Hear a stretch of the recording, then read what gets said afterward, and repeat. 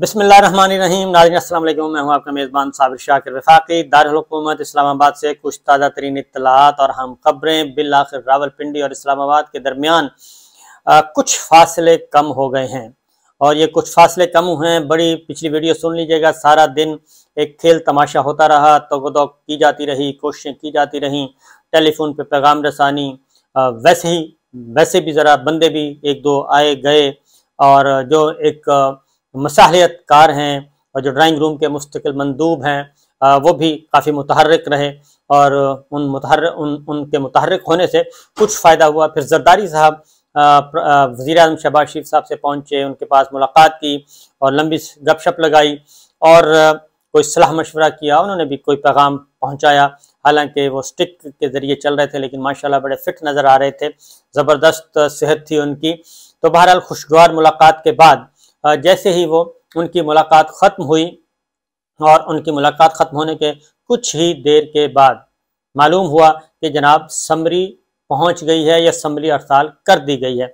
अब समरी यकीनन दिन में आई होगी और दिन में आई थी तो बताया क्यों नहीं गया। तो इसलिए ये समरी जो है वो मेरा ख्याल है कि हो सकता है कि कोई गेट पे लेकर खड़ा हो या कुछ हुआ हो।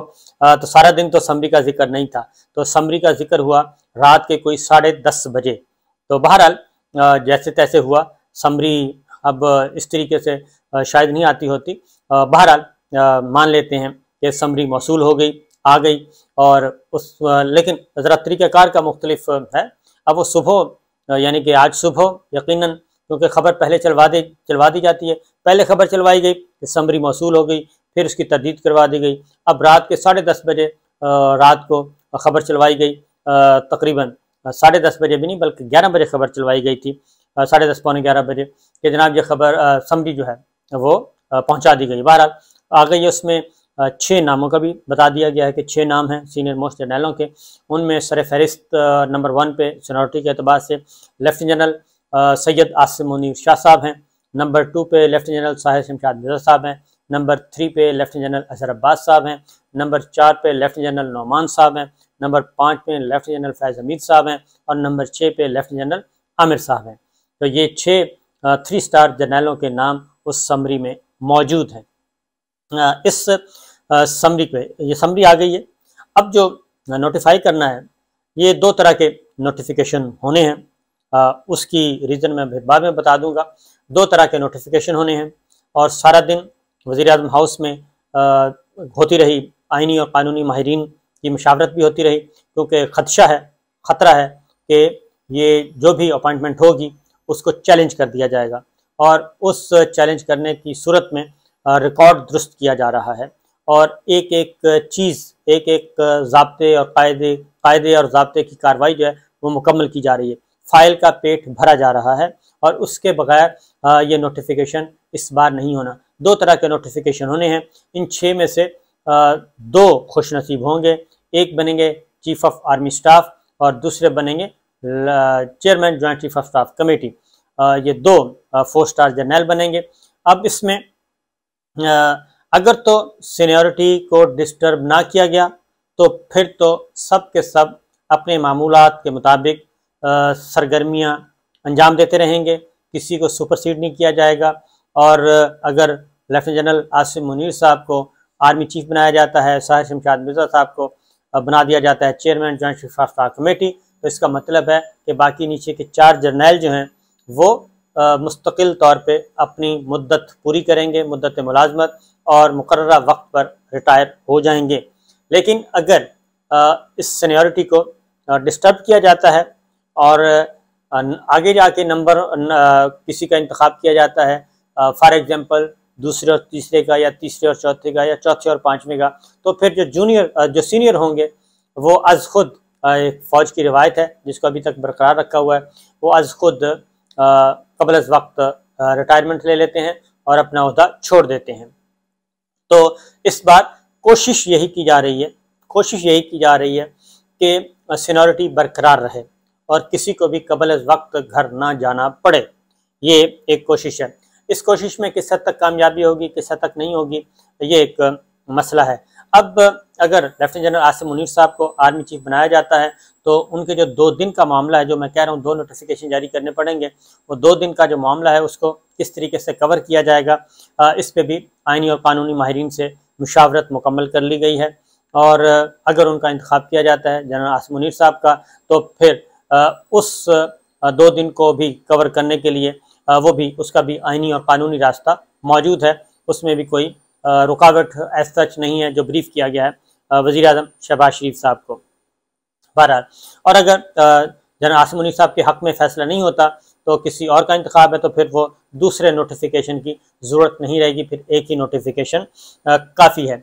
जनरल बाजवा साहब अपने अलविदाई दौरे मुकम्मल कर चुके हैं और अब उनका कोई अलविदाई दौरा बाकी नहीं है।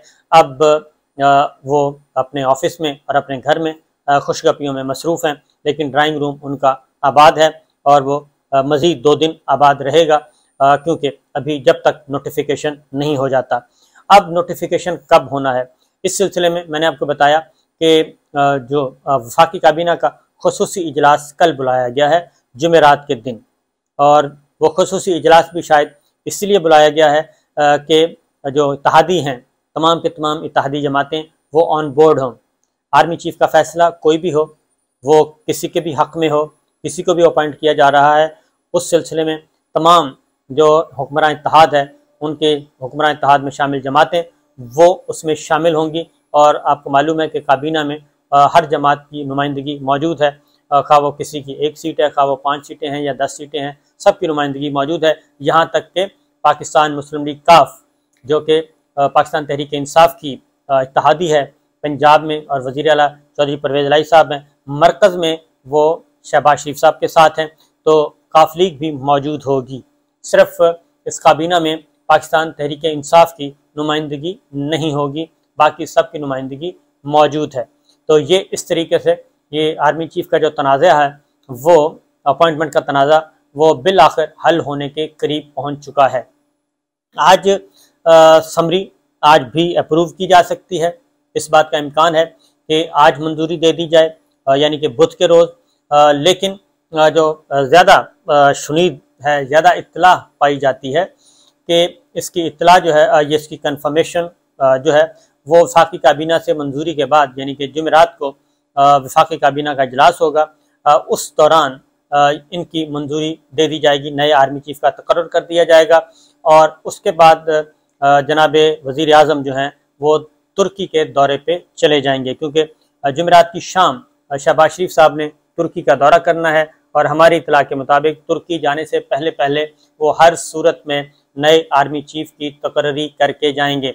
और इसीलिए काबीना भी, जो मेरी इत्तला है कि काबीना का खुसूसी इजलास भी इसलिए बुलाया गया है कि ताकि काबीना की खुसूसी इजलास में भी उसकी मोहर तस्दीक सब्त हो सके और ये फ़ैसला पूरी हुकूमत का तसव्वुर हो, और सिर्फ वज़ीर आज़म का फ़ैसला तसव्वुर ना हो, क्योंकि मामला वही बात है कि ये मामला सुप्रीम कोर्ट ऑफ पाकिस्तान तक जाने का ख़दशा मौजूद है। एक पटिशन लाहौर हाई कोर्ट में दायर की गई थी और वो खारिज कर दी गई थी, अब एक और दरख्वास्त लेमैन ने दायर की है, तो इसलिए ये मामला सुप्रीम कोर्ट में जाने का अंदेशा मौजूद है। उसकी रीज़न है कि कोई किसी पे एतबार नहीं कर रहा, क्योंकि एक तरफ तो समरी इतना लेट आना, क्योंकि गलत फहमियाँ, बदएतमादियाँ, गलत फहमी नहीं, बदएतमादियाँ दोनों तरफ मौजूद हैं, पिंडी में भी और वज़ीर आज़म हाउस में भी, क्योंकि कल जो तीन वज़रा ने जो प्रेशर आके बिल्ड किया है टॉक शोज़ में आके, और शाहिद खाकान अब्बासी साहब ने तो यहाँ तक कह दिया कि ये गैर आइनी और गैर कानूनी काम है और इसका नोटिस लेना चाहिए। फिर जावेद लतीफ़ साहब ने भी डायरेक्ट बराह रास्त उनको मुखातिब हुए। ख्वाजा आसिफ साहब की जो कल कौमी असम्बली में तकरीर थी वो भी बड़ी संजीदा नौयत की थी, और उन्होंने भी बराह रास्त उन्होंने मिलिट्री इस्टेब्लिशमेंट को मुखातिब करके कहा कि जनाब के मुल्क में जितना भी बिगाड़ है वो डायरेक्ट और इनडायरेक्ट उसमें मिलिट्री इस्टेब्लिशमेंट शामिल है। तो कल से ये काफ़ी शिद्दत हुई, और ये तब से हुई जब पहले खबर चलवाई गई कि समरी मौसूल हो गई है, समरी भेज दी गई है, समरी मिल गई है, जबकि वज़ीर आज़म हाउस की तरफ से ऐसी कोई खबर जारी नहीं की गई थी। तो वो सारी चीज़ें जब वज़ीर आज़म हाउस के इल्म में आईं और जितने भी जानने वाले जर्नलिस्ट थे, उनसे पूछा गया तो उनके इल्म में भी कुछ चीज़ें आई कि गड़बड़ अभी जारी है। इसीलिए फिर जावेद लतीफ़ साहब, शाहिद खान अब्बासी साहब, राना सनाउल्लाह साहब, ख्वाजा आसिफ साहब मैदान में उतरे और एक तरफ मसालियत का किरदार अदा कर रहे थे और दूसरी तरफ वो प्रेशर भी बिल्ड कर रहे थे और प्रेशर ग्रुप्स की तरह वो सामने आए और उन्होंने कहा कि जनाब हम इतनी जल्दी पीछे हटने वाले नहीं हैं। उसकी रीज़न है कि कल सारा दिन सोशल मीडिया पे भी जो लाइक माइंडेड थे हुक्मरान इत्तेहाद के, वो काफ़ी थे, पैसिव थे और उनमें वो दमखम नज़र नहीं आ रहा था जो कि बिलअमूम आता होता है। तो फिर जब से समरी मौसूल हो गई है वज़ीर आज़म हाउस को, तो उसके बाद से ज़रा थोड़ा सा उनमें भी जान आई है और ये उन्होंने भी खैर मनाई है कि जनाब शुक्र है कि समरी तो आ गई, अब फैसला हो जाएगा।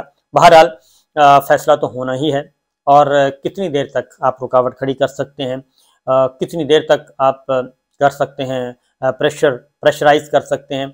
और यही वजह है कि नवाज शरीफ साहब, जरदारी साहब, शहबाज शरीफ साहब, सारे हुक्मरान इत्तेहाद जितने भी हैं और इवन सबसे बड़ा जो इसमें किरदार है वो है साबिक वज़ीर आज़म इमरान खान साहब का, क्योंकि इमरान खान साहब को जब ये सारे खेल का पता चला कि लड़ाई तो इनकी अपनी है, लड़ाई को इनकी अपनी है, रावलपिंडी इस्लामाबाद के दरमियान लड़ाई चल रही है और इख्तलाफात इनके अपने हैं और जो भी इख्तलाफात हैं इन दोनों के दरमियान है और उसमें जो कंधा इस्तेमाल किया जा रहा है वो इमरान खान साहब का या पाकिस्तान तहरीक इंसाफ का इस्तेमाल किया जा रहा है और उसमें उन्होंने बिल्कुल 5-6 दिन से वो मुसलसल कह रहे हैं कि आर्मी चीफ की अपॉइंटमेंट में उनका कोई रोल नहीं है, वो जिसे चाहें लगा दें, जो भी आर्मी चीफ आएगा हम उसको वेलकम करेंगे और हमारा मसला आर्मी चीफ का नहीं है, हमारा मसला आम इंतखाबात का है।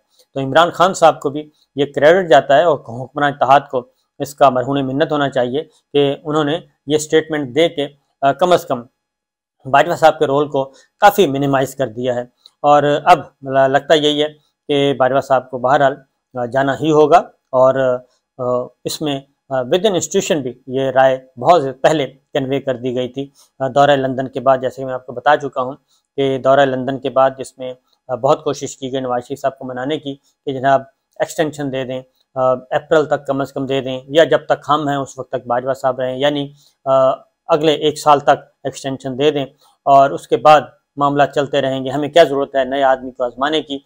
लेकिन नवाज शरीफ साहब ने इस बात से इनकारी हुए और उन्होंने कहा कि ऐसा मुमकिन नहीं है।